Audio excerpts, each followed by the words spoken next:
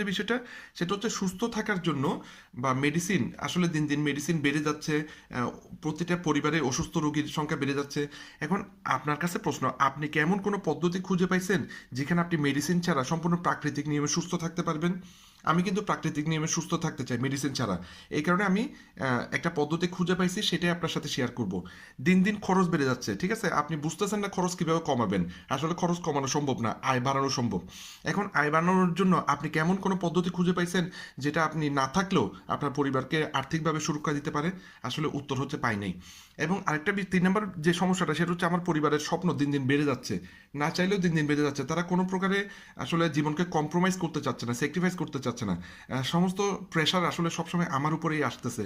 কারণ বাবা হিসেবে আপনি কিন্তু ইনকাম করেন বা আয় করেন, ঠিক আছে? তাহলে আপনি কি এমন কোনো পদ্ধতি খুঁজে পাইছেন যেটার মাধ্যমে আপনার ফ্যামিলি ড্রিমসগুলো পূরণ করা যায় বা আপনি সুন্দর একটা লাইফস্টাইল লিড করতে পারেন?